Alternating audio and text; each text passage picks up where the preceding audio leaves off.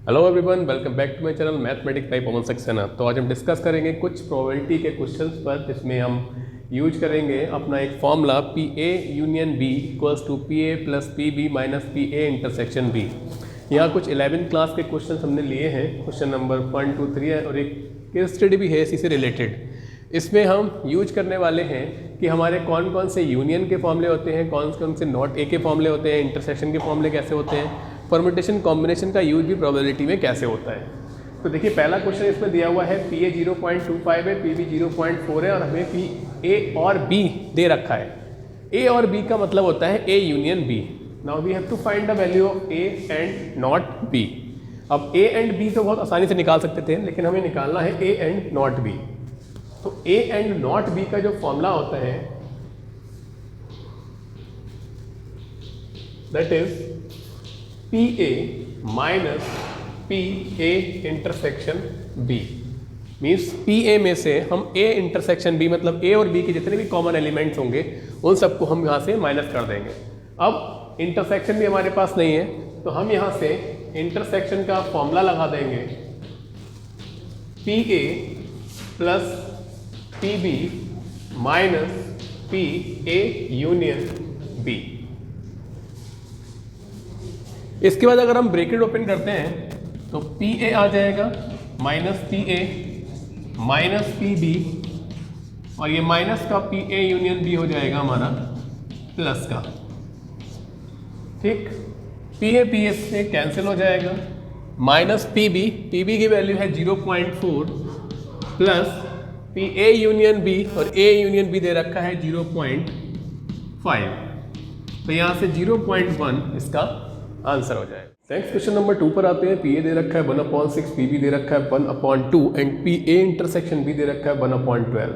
Now we have to find the value of P not A and not B. सबसे पहले हमें ये पता होना चाहिए नॉट ए और नॉट बी को हम किस तरह से लिख सकते हैं।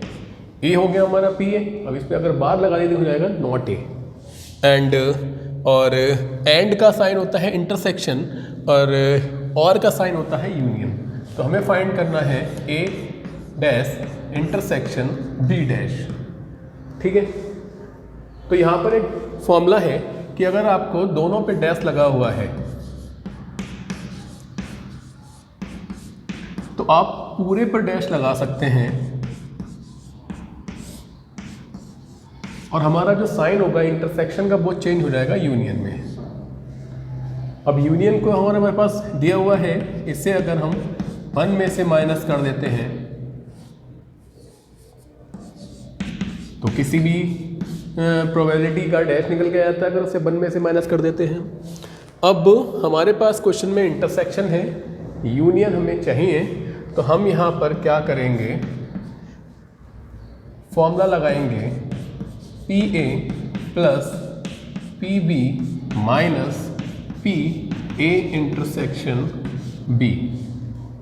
ठीक है, 1 माइनस पी ए की वैल्यू है 1/6, पी बी की वैल्यू है 1/2 और 1/12 माइनस का है तो ये हो जाएगा हमारा प्लस का। सिंपल सी कैलकुलेशन है, सबका एलसीएम आ जाएगा आपका 12। तो यहाँ आपको 12 बनाना है, यहाँ आपको 2 से मल्टीप्लाई करनी है, यहाँ 6 से करनी है, यहाँ कुछ करना ही नहीं है। तो 6 और 2 हो जाएंगे हमारे 8, 12 में से 8 जाएगा, बचेगा 4 और 4 और 1 हो जाएगा 5। तो आंसर हो जाएगा हमारा इस क्वेश्चन का 5/12। क्वेश्चन नंबर 3 है हमारे पास। पी ई दे रखा है, पी एफ दे रखा है, पी ई एंड एफ दे रखा है, और हमें फाइंड करना है पी और ई और एफ। तो अभी आपको जो फॉर्मूला बताया गया है कि ई और एफ को हम लिखते हैं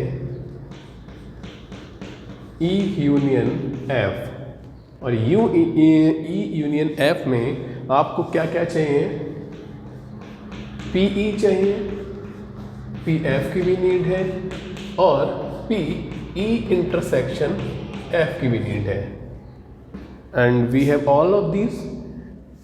P E that is 1/4, P F 1/2, P E and F जो कि इंटरसेक्शन होता है उसकी वैल्यू है 1/8। तो यहाँ पर आप देख सकते हैं 4 to 8 का एलसीएम हो जाएगा 8। यहाँ आपको 2 चाहिए, यहाँ आपको 4 चाहिए, यहाँ आपको कुछ नहीं चाहिए। तो 4 और 2 हो जाएंगे हमारे 6 में से बन जाएगा, बचेगा 5/8। सिंपल था ये तो। अब आपको फाइंड करना है ई इंटरसेक्शन का डैश दोनों का अलग अलग। तो देखिए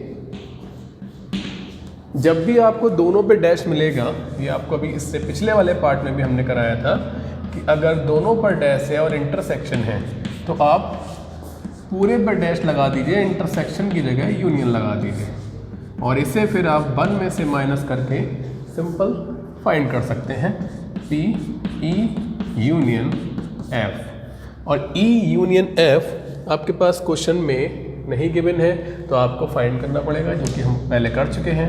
तो 1 माइनस 5/8 दैट इज 3/8। क्लियर। आते हैं हम अगली केस स्टडी पर जो थोड़ी सी डिफरेंट है, इसमें आप परम्यूटेशन कॉम्बिनेशन का भी यूज देखेंगे। केस स्टडी हमारे पास दी हुई है, out of 10 student in a school there are 6 girls and 4 boys. A team of 4 students need to be selected. Find the probability of। तो हमारे पास टोटल जो बॉयज स्टूडेंट्स हैं वो है हमारे पास 10, जिसमें नंबर ऑफ बॉयज है हमारे 4, नंबर ऑफ गर्ल्स है हमारी 6। हमें जो टीम बनानी है उसमें नंबर ऑफ मेंबर होना चाहिए 4 मेंबर्स। ठीक है। अब देखिए सबसे पहले आपको टोटल स्ट्रेंथ पता होना चाहिए 10 है, इसमें आपको 4 मेंबर्स लेने हैं। अभी ये पता नहीं है कि कौन सा लेना है, बॉयज़ है गर्ल्स, अभी कोई कंडीशन नहीं है। तो हमारे जो टोटल नंबर ऑफ अरेंजमेंट होंगे, जैसे हम कहते हैं टोटल आउटकम्स,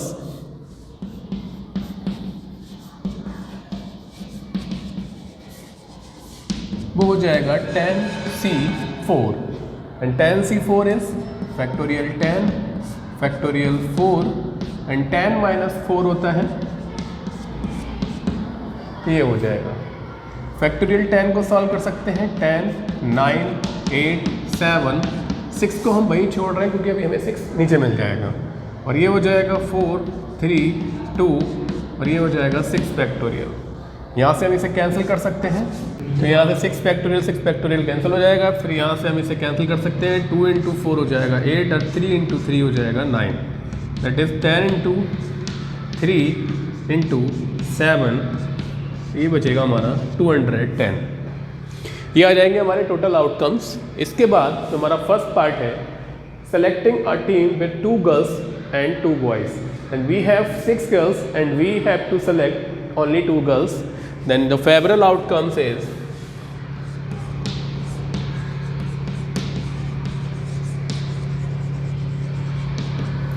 तो हमारे पास 6 गर्ल्स हैं और हमें उसमें से 2 गर्ल्स सेलेक्ट करनी है, that is 6C2 and 4 boys हैं, इसमें से हमें 2 बॉयज़ सेलेक्ट करने हैं, मल्टीप्लाई बाई 4C2। तो ये फेवरेबल आउटकम्स हो जाएगा। और अब अगर हमें इसकी प्रोबेबिलिटी निकालनी है फर्स्ट पार्ट की कि 2 गर्ल्स एंड 2 बॉयज़,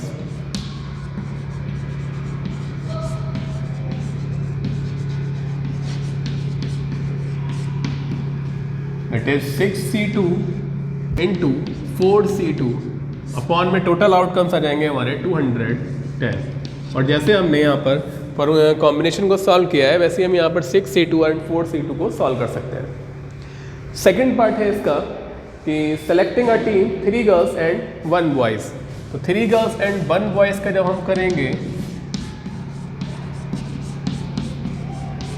फिर से हमारे पास 6 गर्ल्स है, हमें 3 गर्ल्स सेलेक्ट करनी है एंड 4 बॉयज़ है हमारे पास और हमें केवल 1 बॉय सेलेक्ट करना है, 4B1 sorry C1 and upon में हो जाएगा 210। तो इस तरह से हम सेकंड वाले पार्ट की भी प्रोबेबिलिटी फाइंड कर सकते हैं। थर्ड पार्ट है इसमें selecting a team with majority of girls, means इसमें गर्ल्स जो है बॉयज़ से ज़्यादा होना चाहिए। तो हमारे पास टीम जो है इसमें टोटल मेंबर्स है हमारे 4। मेजॉरिटी का मतलब है कि या तो गर्ल्स उसमें 3 हों या फिर उसमें 4 गर्ल्स हों। तो हमें इसमें दो केस को ऐड करना होगा।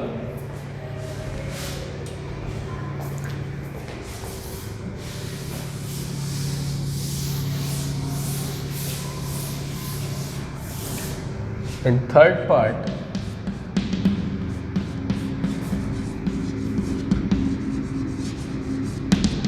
Majority of girls. अब मेजॉरिटी ऑफ गर्ल्स तब हो सकती है जब हमारे पास 6 गर्ल्स हैं और हम सभी गर्ल्स को ले लें और उसको लेके एक टीम बनाएं, और टोटल आउटकम हमारे वही रहेंगे 10C4। प्लस एक केस और है कि अगर हम 6 में से 3 गर्ल्स लेते हैं तो हमें एक बॉयज़ की जरूरत पड़ेगी, तो 4C1 एंड अपॉन में हो जाएगा 10C4। तो ये 2 केस में गर्ल्स की मेजॉरिटी रहेगी। इसमें जो 4 मेंबर्स हैं वो सारे के सारे गर्ल्स हैं, इसमें 3 मेंबर्स गर्ल्स हैं और 1 मेंबर बॉयज़ है। इसके आगे अगर हम 1 मेंबर और कम करेंगे गर्ल्स में, तो वहाँ पर गर्ल्स और बॉयज़ कैसे हो जाएंगे? इक्वल, तो वहाँ मेजॉरिटी नहीं रहेगी। 4th पार्ट में भी यही पूछ रहा है कि probability of team with majority of boys. अब हमें बॉयज़ की मेजॉरिटी में निकालना है, टीम बनानी है।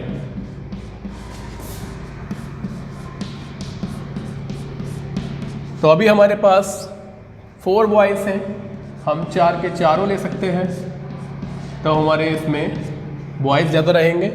या फिर हम 4 में से 3 बॉयज़ ले लें और 6 में से 1 गर्ल्स ले लें, तब भी हमारा ये केस रहेगा मेजॉरिटी ऑफ बॉयज़। इसको अभी सॉल्व करना है और फिर इन्हें ऐड कर देना है। लास्ट वन है probability of a sure event. तो श्योर इवेंट वो होता है जिसमें किसी भी इवेंट के होने के चांसेस 100% रहते हैं।